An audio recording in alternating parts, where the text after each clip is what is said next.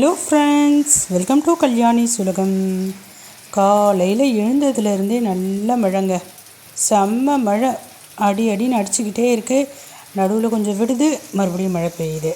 இப்படி தான் இருக்குது மாங்காடில். உங்கள் ஊர்லலாம் மழை எப்படி இருக்குது?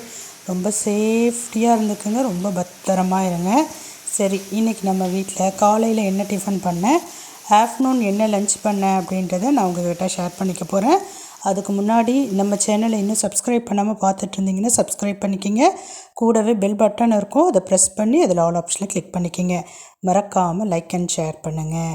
காலையில் பார்த்தீங்கன்னா ரவை தோசை ஊற்றியிருந்தேன். சூப்பராக வந்திருந்ததுங்க, நல்ல முருகலாக சூப்பராக இருந்தது. இந்த ரவா தோசை எப்படி செய்யணும்னு தெரிஞ்சுக்கணுன்னா கமெண்ட் செக்ஷனில் கேளுங்க. இந்த ரெசிப்பியை கண்டிப்பாக போடுறேன். பாருங்கள், நல்ல முருகலாக இருந்தது, ரொம்பவும் டேஸ்ட்டாக இருந்தது.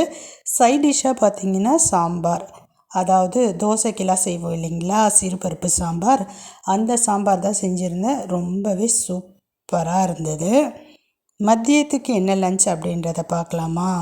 ரொம்ப சிம்பிளான சமையல் தாங்க.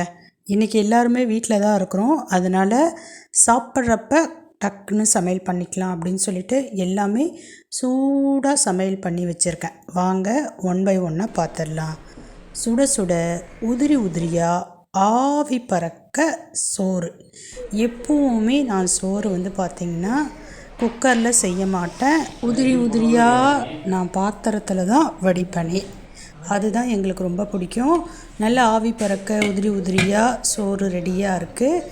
என்ன குழம்புன்னு பார்த்தீங்கன்னா, இந்த வாரம் முழுக்க நிறைய சாம்பார் வச்சிட்டேன்னா, அதனால் இன்றைக்கி காரக்குழம்பு வைக்கலாம் அப்படின்னு சொல்லிட்டு கத்திரிக்காய் முருங்கைக்காய் போட்ட சூப்பரான காரக்குழம்புங்க. நல்லா எண்ணெயிலே பார்த்திங்கன்னா பூண்டெல்லாம் நசுக்கி போட்டு சூப்பராக வச்சுருக்கிறேன்.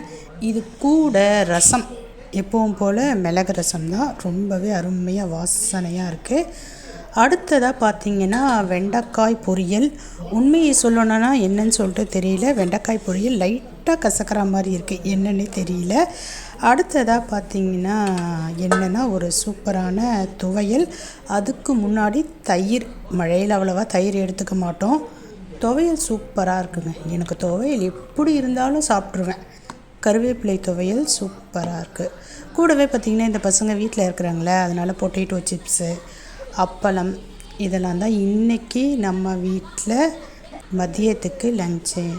நீங்கள் என்ன லன்ச் பண்ணீங்க? லன்ச் சாப்பிட்டுட்டிங்களா? மழையில் ரொம்ப ரொம்ப கவனமாக இருங்க. சின்ன குழந்தை வச்சுருக்கிறவங்க ரொம்ப கவனமாக வச்சுக்கோங்க. எங்கள் வீட்டாண்டெல்லாம் கொஞ்சம் மழைக்கே பார்த்திங்கன்னா பூச்சி தொல்லைங்க நிறைய இருக்குது. அட்டை, நத்தை, இப்படி ஏகப்பட்ட பூச்சி வருது. ரொம்பவே பயமாக தான் இருக்குது. சேஃபாக இருந்துக்குங்க. சரி, நான் கிளம்புறேன். பாய்.